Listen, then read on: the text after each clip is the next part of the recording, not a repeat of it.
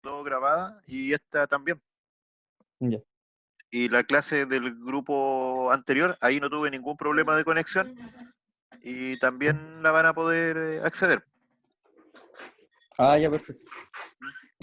Eh, el contenido es el mismo, pero lo estoy explicando de distintas formas. Por ejemplo, este ejemplo no lo hice exactamente igual en el otro curso para que puedan ver las dos versiones y puedan verlo explicado de dos formas. Y más completa la información. Porque esta podría ser.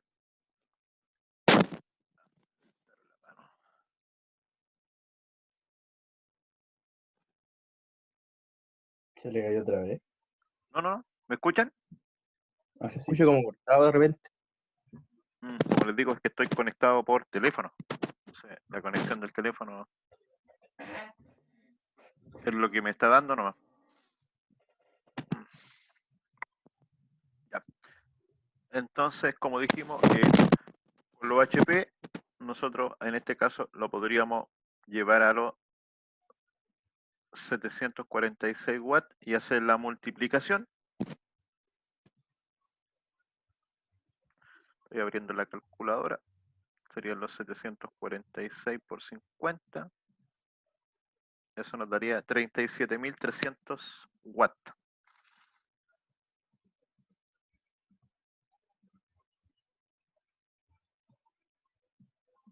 37.300 watts.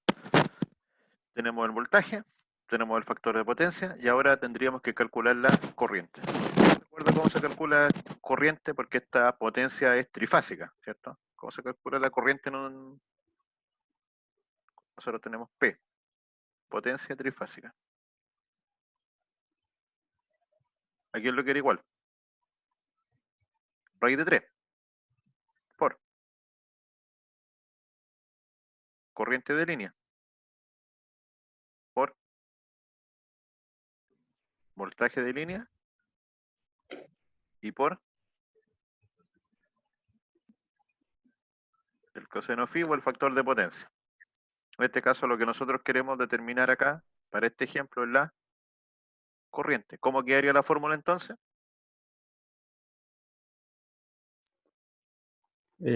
Potencia trifásica ¿Ya? partido por todo el resto. Raíz de 3 por voltaje de línea por coseno de phi. Perfecto. Entonces aquí la potencia es la que calculamos arriba, los 37.300 watts, dividido por raíz de 3, por el voltaje que es 400 y por el factor de potencia que es 0,8. Lo que nos estaría dando raíz de 3, 1.73 aproximado por 400 por 0.8. Eso es, vamos a hacer una división. Abajo da 553. 553,6 y arriba 37. Que la corriente, en este caso nominal del motor, serían como 70 amperes, un poquito menos de 70 amperes.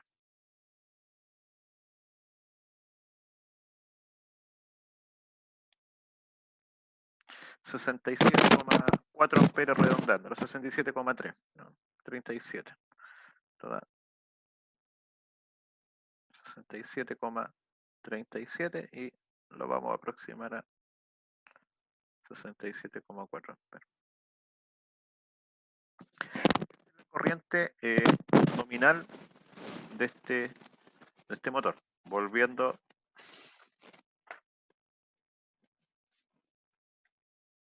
por eso que estamos hablando que el contactor tiene que ser capaz de realizar la conexión y desconexión en condiciones,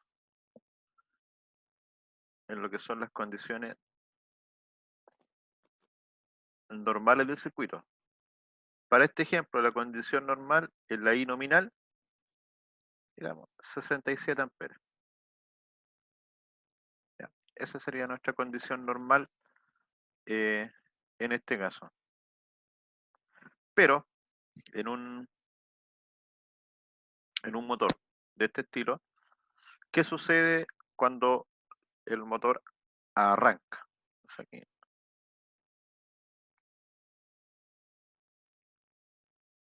Vamos a tener el Genera un pic. perfecto. Vamos a decir que todo este tiempo de aquí es el tiempo de arranque.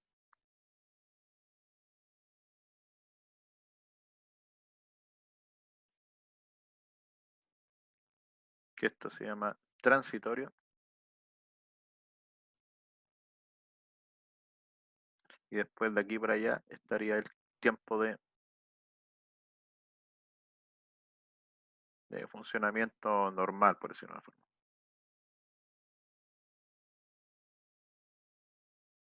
Entre comillas, normal, lo que se conoce como estacionario.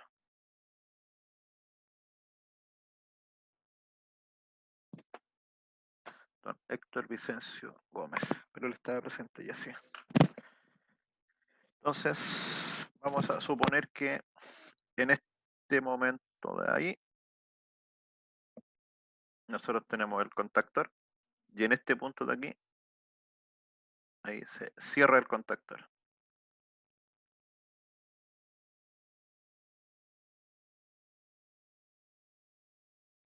Esta curva de acá en la corriente, y vamos a hacer que la corriente nominal esté aquí.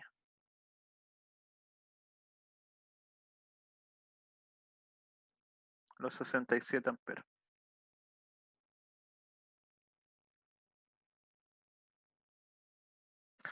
En este momento encendemos el motor. Cuando nosotros encendamos el motor, va a subir la corriente,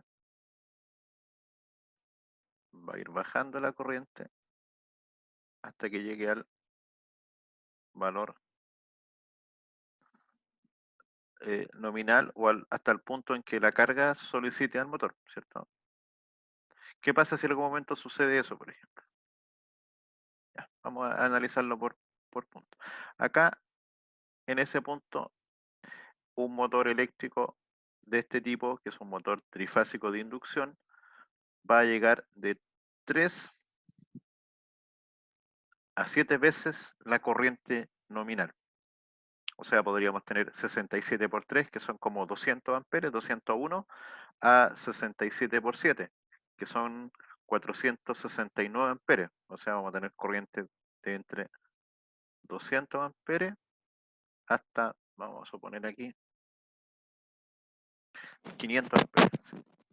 Eso sucede en todos los motores trifásicos de inducción cuando nosotros arrancamos un motor en forma directa. Este gráfico que está acá, más detalle, se llama, este es un arranque. Esto sucede cuando tenemos un arranque directo que nosotros aplicamos la totalidad de la tensión de la red al motor. O sea, energizamos el motor con, en este caso, los 400 volts. Le aplicamos 400 volts, el motor arranca, la velocidad va subiendo, mientras que la velocidad sube hasta que llega a la velocidad nominal, la corriente llega a un máximo y empieza a bajar. Eso, así se comporta un motor durante el arranque. Y eso es completamente normal. Por lo tanto, un contactor tiene que estar diseñado, y los fabricantes así lo hacen, de hecho, para que durante todo este proceso el contactor trabaje de buena forma. ¿Ya? Pero, después de que pasa el arranque, que sería aquí, después de este tiempo, ¿cierto? La corriente ya va a la corriente que conocemos nosotros como nominal, para este caso, que depende solamente de la carga. Y esta sería la corriente normal cuando el motor se encuentra en periodo estacionario. Esa es la corriente que siempre nos indican a nosotros, es la que calculamos en el caso anterior, o es la que nos puede indicar el motor como valor nominal. ¿cierto? Es la corriente que teníamos acá. Esa corriente, o en este caso ya el fabricante, nosotros ya la pudimos calcular, supongamos que el fabricante nos hubiera dicho que son 67 amperes.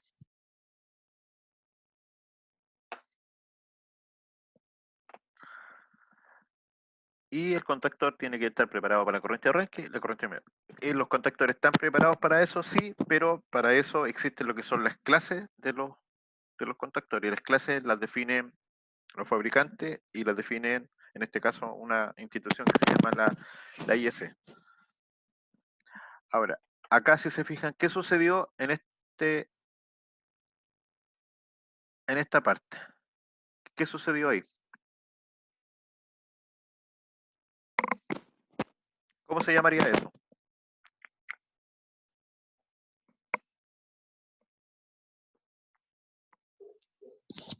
No es una sobrecarga, ¿no? Eso justamente sería una sobrecarga. Entonces, vamos a hacer cuenta, porque aquí estamos en la corriente normal. Y cualquier cosa que haga que la corriente suba sobre esa corriente es una sobrecarga. Podría ser debido a que hagamos cuenta que este es un motor y está moviendo un ascensor. Y el ascensor dice máximo 1000 kilos, por lo que conversamos antes de la potencia asociada a la masa. Pero no respetaron eso y en vez de 1000 kilos colocaron 1300 kilos, 1500 kilos. Entonces, desde el punto de vista de la corriente, nosotros vamos a ver reflejado ese fenómeno como un aumento en la corriente. Y esa es una sobrecarga. Lo que tendríamos aquí sería justamente una sobrecarga.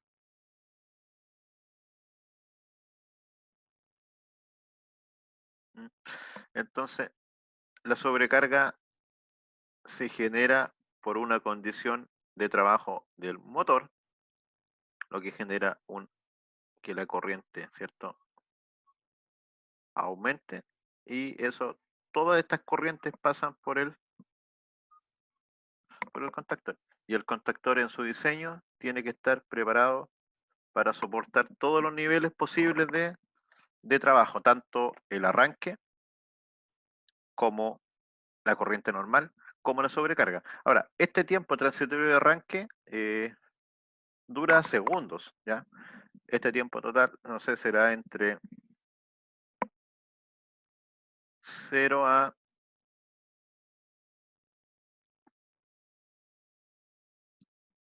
segundos. Lo típico es que sea menor, este tiempo completo, menor a un segundo. Cuando es un arranque con poca carga, parte instantáneamente. Cuando es un arranque con mucha carga, parte en más tiempo, pero ahí lo que se usan son reductores o algún sistema electrónico. Entonces, lo común es esto. ¿Se fijan? Por lo tanto, esta sobrecarga, el contactor la ve poco tiempo.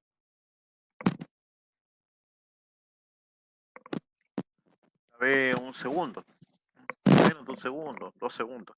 La corriente estacionaria el contactor y el motor tiene que estar preparado para que esté presente durante las 24 horas, 7 días de la semana, o sea, en forma continua. Profe, ¿y cómo se calcula ese pic que usted dice que es 3 a 7 veces mayor? Claro, eso lo van a ver ustedes en articular en máquina, lo podemos determinando el circuito equivalente del motor, se hacen varios ensayos, se determina la resistencia del rotor, la reactancia del rotor, la resistencia de deslizamiento, y con esos parámetros yo puedo determinar cuánto es el pic. Ahora, cuando yo compro un motor, los fabricantes me dan ese dato. Entonces, si yo no tengo el dato, podría hacer los ensayos para determinarlo, o podría verificar ese dato mediante modelos matemáticos. Lo más común es que el fabricante me diga una relación que lo escriben así. Ellos dicen, por ejemplo, I arranque versus IN. Y me dicen que eso es, por ejemplo, 4. Significa que la corriente de arranque es 4 veces más grande que la corriente nominal. Así me viene indicado en el catálogo del motor, o hay tipos de motores. Dice, este tipo de motor, que es un motor, por ejemplo, normal, tiene una relación 4. Este otro motor, que lo denominan los fabricantes un motor de alta eficiencia, tiene una relación, por ejemplo, 3. Toma menos corriente en el arranque. ¿Ya? De esa forma lo podemos determinar, o a través de los ensayos de parámetros eléctricos y sacando lo que es el modelo. Entonces ahora me voy a referir un poquito a lo que corresponde a lo que es sobrecarga.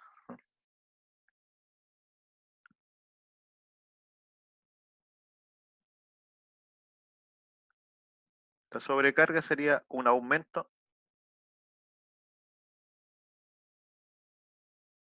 en un porcentaje mayor al nominal.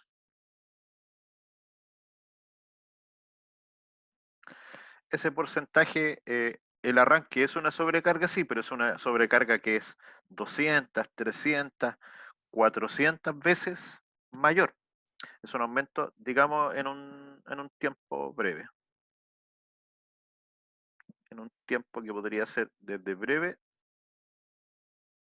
hasta continuo.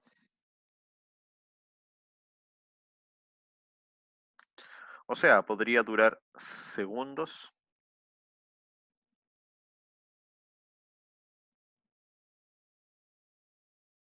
minutos, horas o inclusive permanente.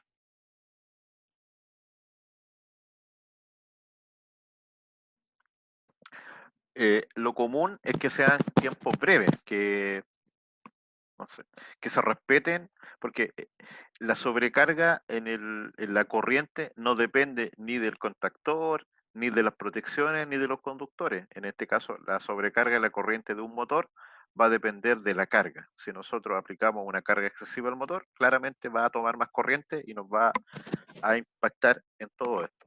Entonces, ¿los motores vienen preparados para sobrecarga? Sí. Y esa sobrecarga se llama también el factor de servicio. Se denomina con las letras FS, factor de servicio, o service factor, también puede aparecer al revés. Si un motor de origen inglés puede aparecer así, como el service factor. Y eso aparece con valores como estos.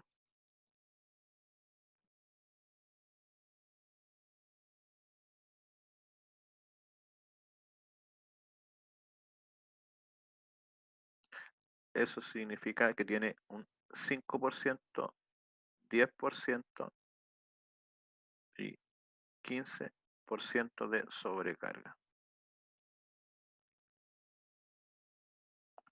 permanente.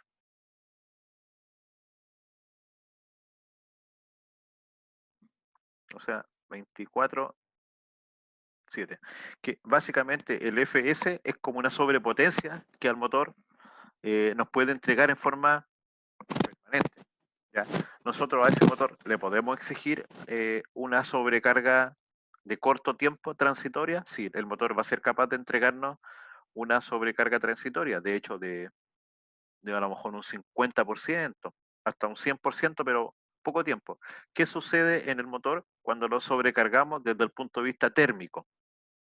Volvamos a los números. Estábamos en el motor de nosotros que era de 67 amperes. Vamos a hacer cuenta que para este motor el FS es 5%, que son aproximadamente 3 amperes. Entonces nos quedaría que la corriente nominal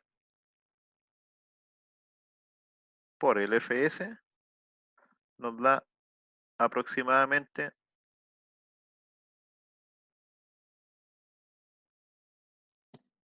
70 amperes. Esta sería nuestra corriente máxima sin daño al motor. ¿Ya? Ojo, cuando digo corriente máxima me estoy refiriendo a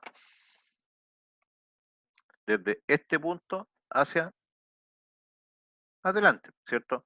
De ese punto atrás, el fabricante nos asegura que tampoco se va a quemar, nos da los datos, siempre y cuando el tiempo sea breve, ¿ya?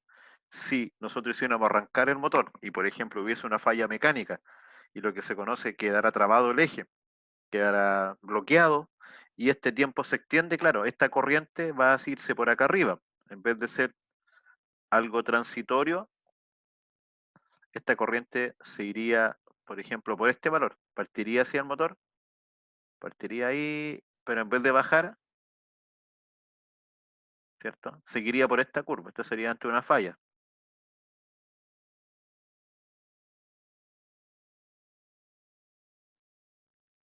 Ante una falla. Y ante una falla ahí sería una tremenda sobrecarga de 300%, 500%, y ahí deben operar las protecciones. Entonces, como le digo, esta sería nuestra corriente nominal máxima. Y el contactor tiene que estar preparado para poder reaccionar y operar bajo todas estas condiciones. ¿Qué pasa si a este motor se le aplica una carga de 80 amperes? ¿Qué debería pasar con él?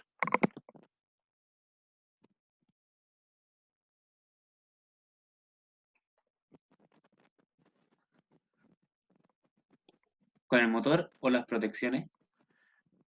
Con el motor primero. El circuito quedaría bien simplificado. Quedaría una cosa así. Aquí viene la red. Aquí vendrían la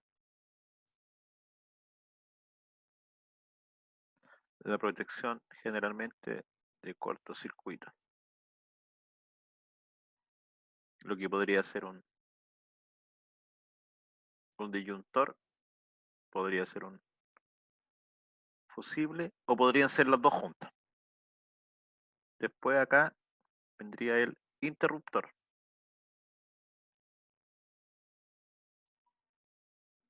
En nuestro caso es el contactor. Generalmente acá viene una segunda protección,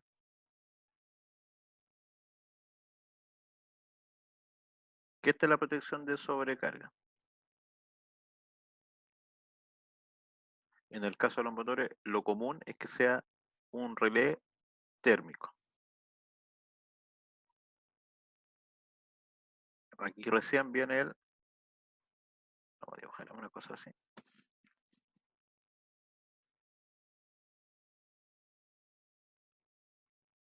Aquí estaría el motor y, cierto, aplicado al motor tenemos la carga mecánica.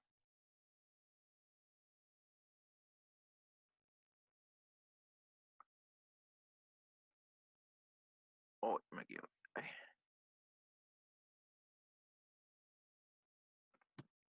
Y ahí tendríamos aplicado al motor lo que es la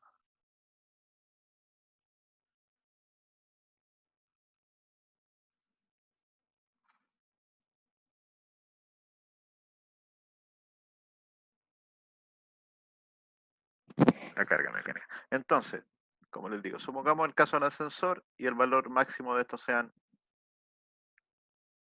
1000 kilogramos, pero alguien aplicó 1300 kilogramos, vamos a hacer así. El motor va a ver eso reflejado como ¿qué cosa? Como un aumento en esa sobrecarga va a generar un aumento en la corriente del motor. Entonces, cuando estemos en este punto o valores menores a ese punto, nosotros vamos a estar en la corriente nominal o corriente menores, si la carga es menor. Pero cuando nos pasemos de eso, de ese valor, acá ya estaríamos en una sobrecarga.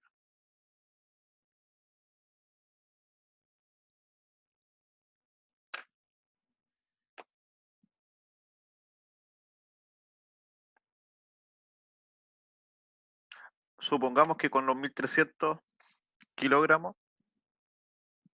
aquí aparece hacia acá una corriente de 90. Es una suposición, no hemos hecho los cálculos, pero con los 1500 kilogramos aparecen 90 amperes. ¿Qué sucede en el motor? Para que quede bien claro con todos los detalles ahí. Se calienta, pues, se comienza a calentar. Perfecto, el motor se comienza a calentar. Lo que va a suceder dentro del motor es que la pieza más frágil es el barniz de los conductores. Con bobina. Claro, entonces el barniz de los conductores se va a empezar a calentar, se podría llegar a derretir. Entonces ahí la protección tiene que ser capaz de evitar eso. ¿Mm? Y la protección térmica, que en este caso sería ese el simbolito, la protección térmica se encarga de proteger al motor de ese fenómeno. ¿El contactor tiene algo que ver con eso? Debería desactivar el motor. Si el interruptor, debería apagarlo. El contactor, digamos, directamente no mide la corriente, ¿ya? No mide la corriente, no es una protección, el contactor es un interruptor. Pero en este caso, en los circuitos de los motores, estas dos cosas trabajan de la mano. Y el relé térmico, cuando detecta una falla, lo que hace es dar una orden de apagado. ¿A quién? Al Al contactor. contactor. Perfecto. Entonces, O sea, queda enclavado. el interruptor y el contactor va a quedar cerrado, que justamente se conoce como el concepto de enclavamiento permanentemente cerrado por el circuito de mando. Pero cuando haya una falla, y esa falla sea una sobrecarga, un aumento de la corriente, ahí el que actúa es el relé. El relé mide la corriente, detecta el aumento de calor y lo que le dice ahí al interruptor, al contactor, que se abra. Y de esa forma se desconecta el circuito. Si eso falla, generalmente tenemos una segunda protección en que el disyuntor generalmente trabaja con una parte magnética y también trabaja con una parte térmica, ¿ya? O sea, aquí trabaja por cortocircuito y aquí también trabaja por sobrecarga, pero generalmente aquí hay otros conceptos que después lo van a ver con el profesor Franz, que tiene que ver con la selectividad. Y cuando vemos el concepto de selectividad, ahí decidimos quién opera primero y quién opera después, porque la primera selectividad siempre es lo que está más cerca a la falla. En este caso, la falla es una falla mecánica, sobrecarga, se presenta aquí como una falla de corriente. Entonces, el elemento que debiese operar primero es siempre este. Si este no opera, debería operar la protección que está después, o mejor dicho, la protección que está más cercana a la red. Y si hubiese una protección más arriba, si falla el relé, si falla este disyuntor, debería operar la protección que está arriba de. Generalmente el orden es al revés. Iría primero el fusible, segundo el disyuntor y tercero el relé, en ese orden. Entonces la primera protección, el relé térmico. El relé térmico, como dijimos, apaga apagando el contactor. No tiene la capacidad de interrupción, solamente de medición. Después viene el disyuntor, que el disyuntor sí se abre. Y si el disyuntor no abre, el fusible interrumpe el circuito. Se quema, ¿cierto? Y abre físicamente el circuito y después hay que reemplazar el fusible. Esos son como los elementos típicos del motor. Entonces acá, ¿cómo lo hace eso el contactor? El contactor tiene dos componentes principales. Entonces, el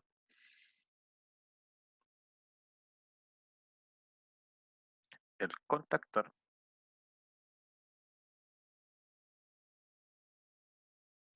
se divide en dos circuitos, lo que se llama el circuito de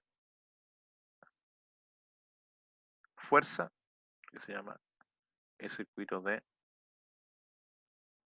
control. El circuito de fuerza son los contactos de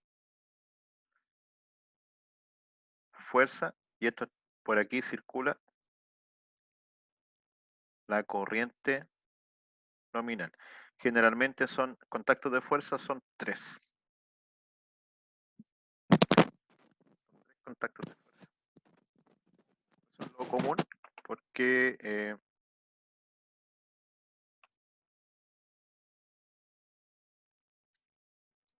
¿por qué serían 3 los contactos de fuerza lo común? Sí, es trifásico. Porque está justamente está pensado para lo que es un sistema trifásico. Y circula ¿de quién? Del motor. Pero nosotros también tenemos que considerar aquí la corriente de sobrecarga. Entonces, siguiendo con el ejemplo original, la corriente nominal eran 67, la corriente de sobrecarga son 70, la corriente de arranque, vamos a hacer cuenta que eran 400 amperes. Cuando yo tengo que seleccionar el contactor, ¿ya? Tengo que adquirir el contactor, yo lo voy a adquirir sobre esa corriente. Acuérdense que esa era la I nominal por el factor de servicio. Entonces, en este caso yo compraría un contactor para una corriente de 70. Ese sería el valor mínimo para asegurarnos que no se destruya el contactor. Ahora usted podría decir, en realidad eso a mí me deja muy justo. ¿Por qué? Porque yo quedo al límite de trabajo más sobrecarga. Entonces yo quiero poder soportar un poco más. Y es recomendable que usted compre, según el catálogo del fabricante, un valor más arriba de los que están disponibles. Para cualquier corriente, generalmente son en pasos discretos, por ejemplo, 10, 20, 30, 40, 50, 100, después 120, 130, 150, los fabricantes tienen valores como definidos. Entonces, lo más común que exista, no sé si 70, pero a lo mejor podría encontrar contactores en el comercio de 75 o tal vez 80 amperes. Y yo escogería, para este caso particular, alguno de esos dos valores. Tendería a ir más por el de 80 amperes. Si se fija, 67 valor normal, 70 con la sobrecarga y dejamos instalado uno de 80 amperes que nos estaría dando como un 15% de seguridad adicional.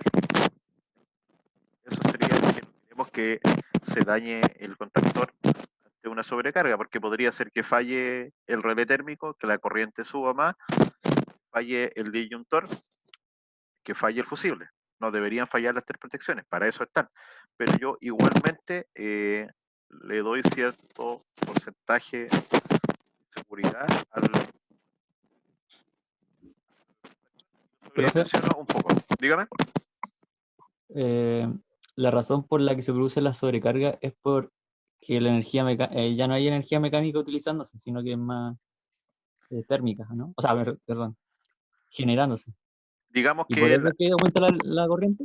digamos que en el caso del ascensor, el ascensor está pensado para que sube y baja, típico. Pero en este caso te dicen a ti un cartelito carga máxima 500 kilos.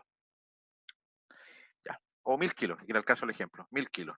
Pero alguien no lee eso y se suben 30 personas y se suben con bolso y si se pesan todo eso, no son 1000 kilos, son 1300 kilos. Entonces, si te dicen a ti que la carga máxima es 1000 kilos, esa sería la carga máxima y con esa el motor llega a su capacidad nominal, que es lo que puede trabajar. Ahora, si tú lo cargas con 1300 kilos, el ascensor va a subir igual, pero va a subir más lento y va a aumentar la corriente. Pero ese aumento de corriente se debe al aumento de la temperatura en los conductores.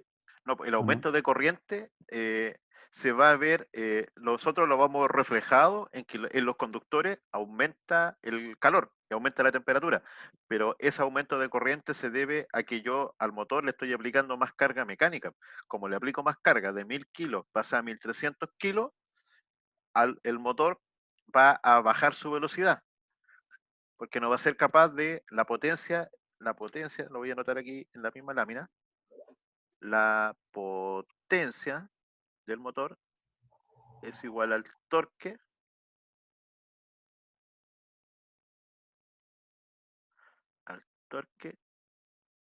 por la velocidad. Ya. Entonces, el motor, si tiene una potencia máxima, no puede entregar más potencia, porque la potencia No, tiene que ver con la cantidad de cobre que tiene, la cantidad de fierro, la calidad del fierro, con su forma constructiva. Entonces, si nosotros le pedimos más potencia, como dijimos, la única forma que el motor entregue más potencia va a ser entrando en sobrecarga. Y cuando entra en sobrecarga, el motor va a tener que disminuir su velocidad, ya. aumenta el torque y aumenta la corriente. Y ese aumento de corriente, visto en las bobinas, como dice usted muy bien, se aumenta la temperatura. Y, Ah, bien. y si nosotros lo vemos en el amperímetro, lo vemos con un aumento de corriente. Pero lo que quiero dejar claro es que todo este problema se genera en la parte mecánica. Si este motor nunca sobrepasa los 1000 kilos, nunca va a tener una sobrecarga.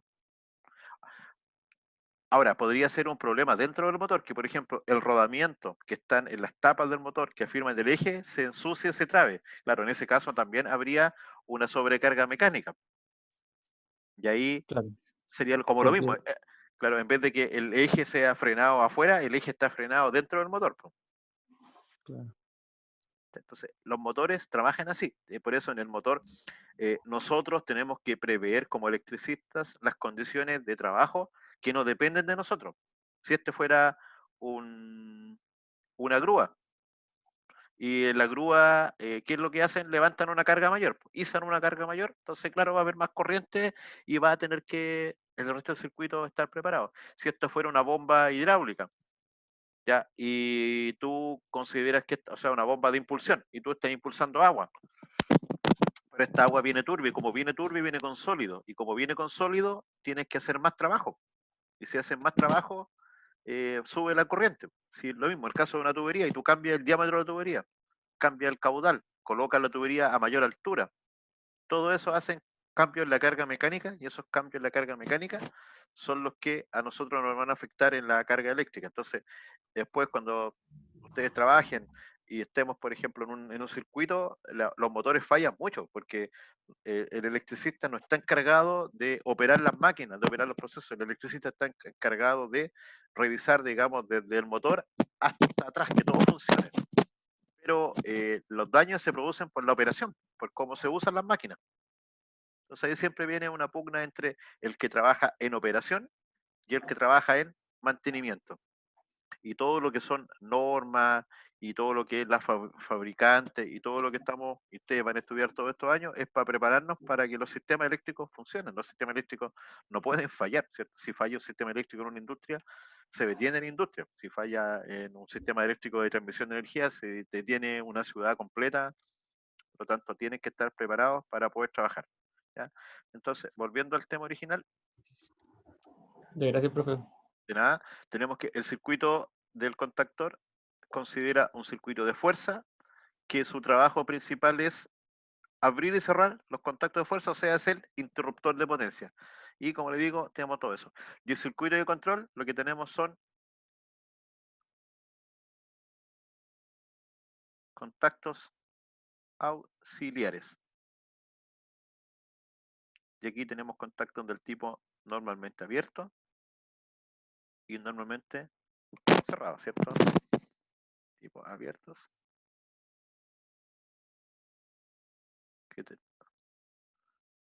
11, 12, 21, 22, etcétera, y tipo cerrado. 13, 14, 23, 24 y otro. Y el objetivo de los contactos auxiliares es, el objetivo sería para uso en la lógica del control.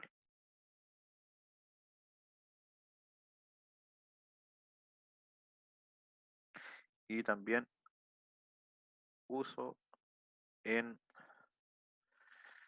lo que serían indicación o señales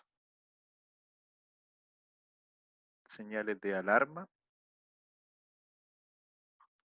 y también señales de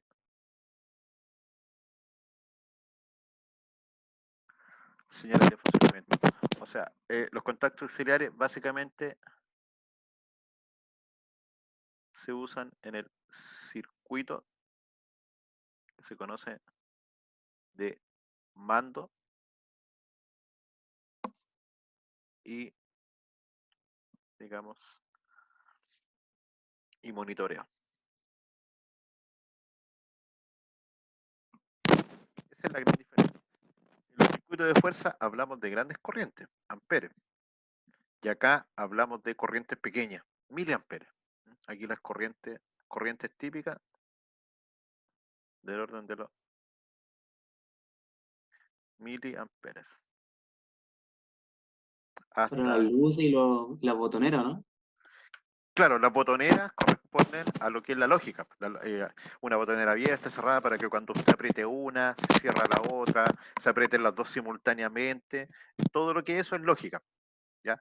En lo que es monitoreo, nosotros vamos a poner una luz piloto, por ejemplo, una luz indicadora, que nos indique que se prenda cuando el motor esté funcionando, o se apague cuando el motor esté funcionando. Y esos son ampolletitas de poca potencia, son de, no sé, 24 volts, 1 watt, 2 watts, son de poca carga. Entonces, en el contactor conviven ambos circuitos por separado, el circuito de control y el circuito de fuerza. Siguiendo con esta misma lógica, en el circuito de control o en las partes del contactor tenemos una parte que de las más importantes, que es la bobina. En un contactor, bobina corresponde a un contactor electromagnético.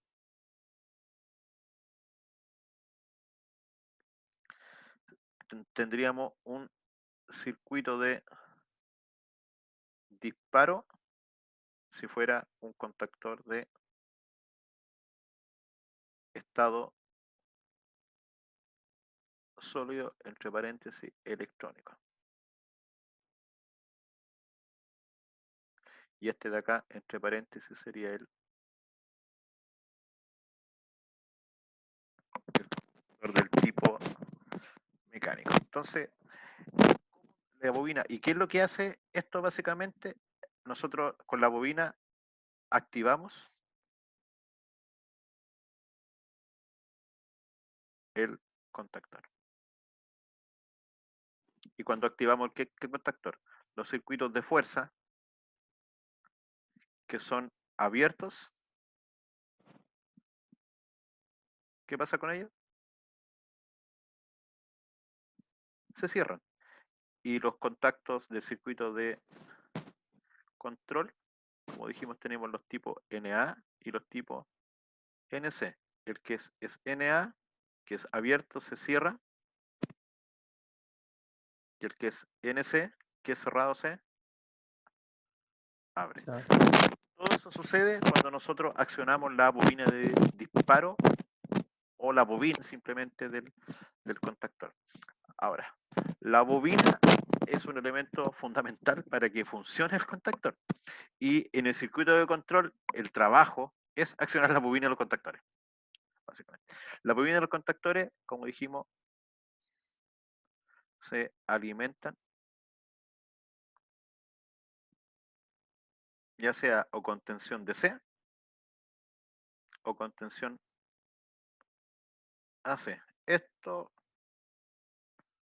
5%, muy poco. AC, la mayor parte de las veces se va a alimentar con corriente, la mayoría. Y esto sería en pocos casos. Y en la alimentación AC tenemos voltajes como 24 volts, 48 volts, 220 volts, 380 volts.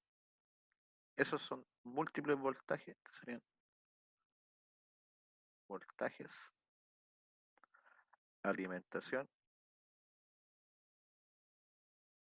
de la bobina.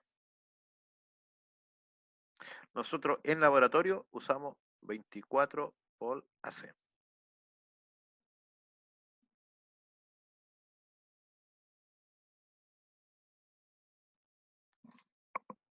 ¿Por qué ustedes creen que en laboratorio usamos 24 volt AC?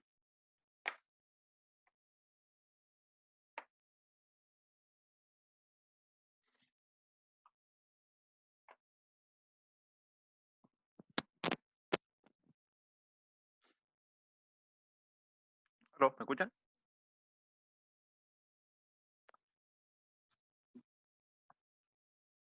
Mm,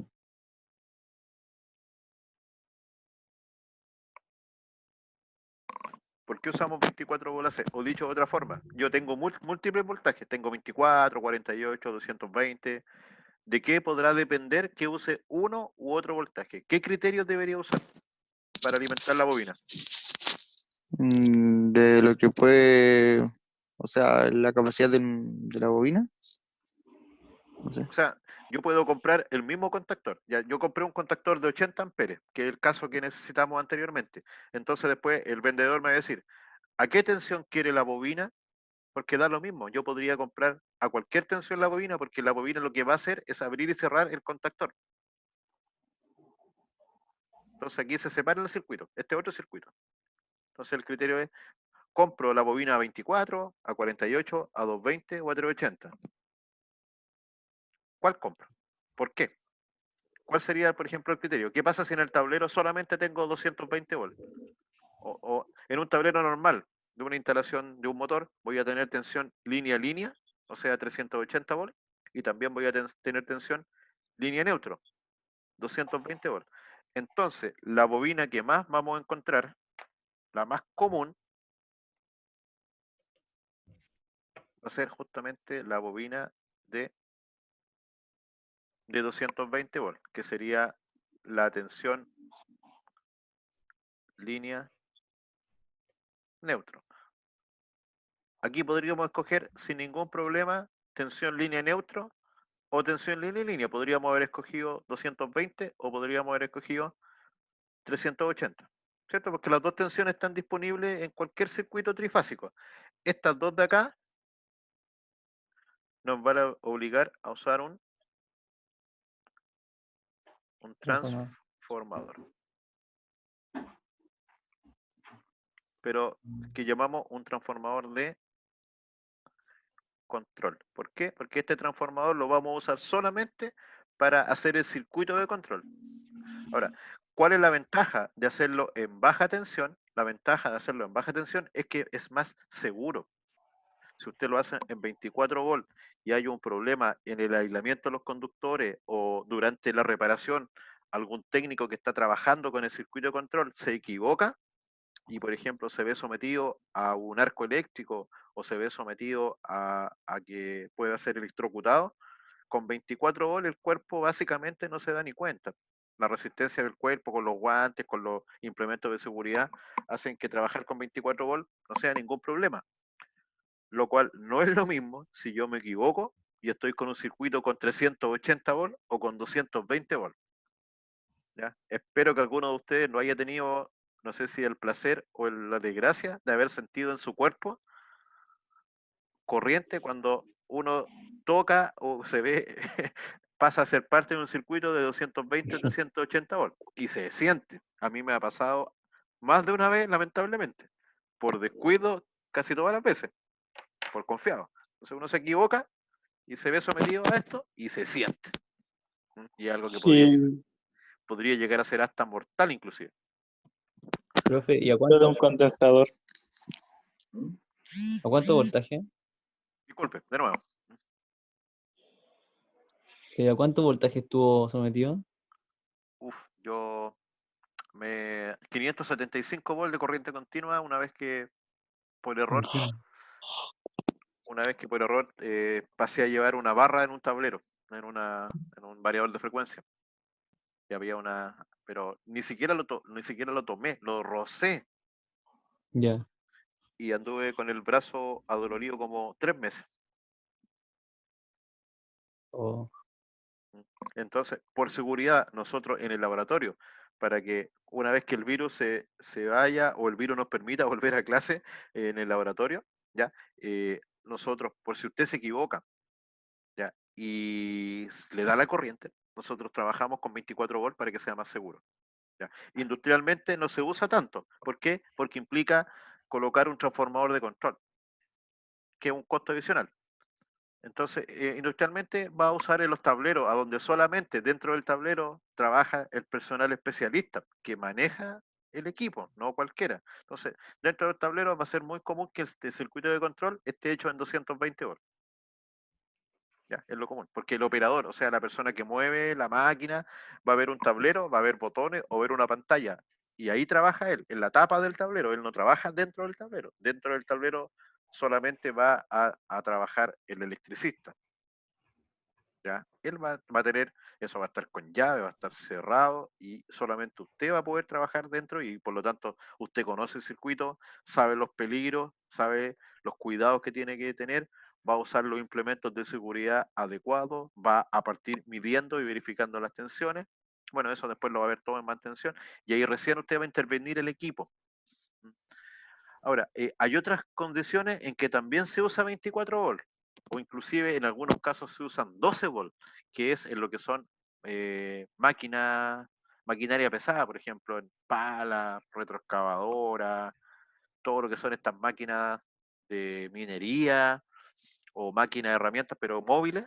Ahí generalmente, como todo lo que son los circuitos eléctricos de lo que es mecánica automotriz y mecánica automotriz industrial, trabaja en 12 volts, ahí generalmente los circuitos de control también son en 12 volts.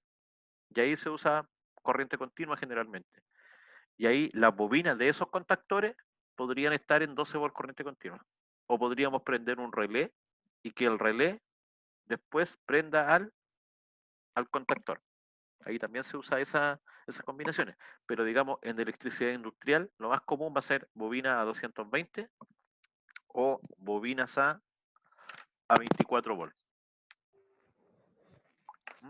entonces, la razón por la que se ocupan los 12, 20, o sea, 24 y 48 es un tema de seguridad del operador, Del ¿no? operador, justamente. Porque imagínate que esto fuera un torno. En el torno el operador no tiene ningún conocimiento del circuito eléctrico que está dentro generalmente. Y el torno, estas piezas que giran para donde los mecánicos fabrican distintas herramientas.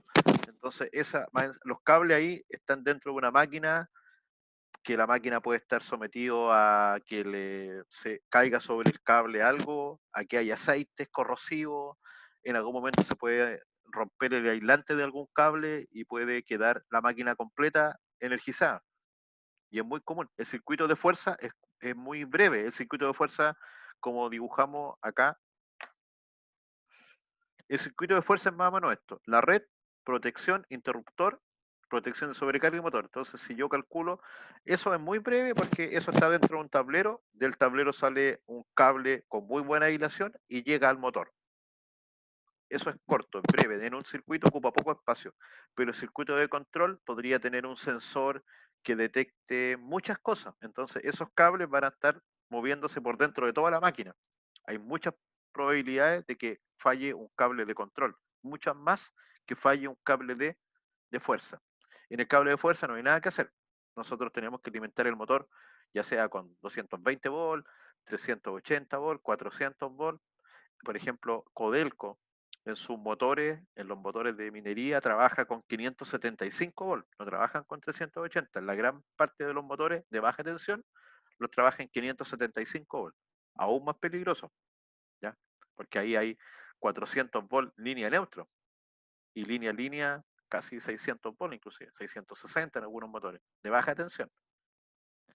Pero el circuito de control lo puede trabajar en 24 volts, 48 volts, 110 volts en algunos casos, cuando son equipos que vienen de Estados Unidos principalmente, o 220 volts. Entonces, la razón es principalmente un tema de seguridad.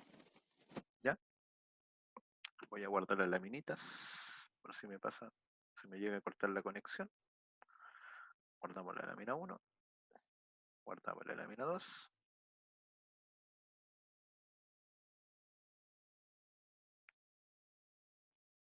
Guardamos la lámina 3.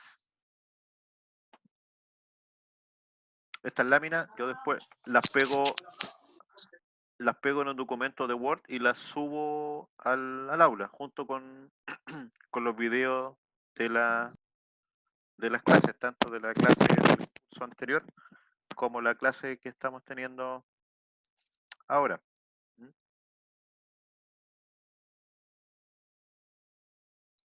En este caso les estoy mostrando el aula, ¿lo pueden ver?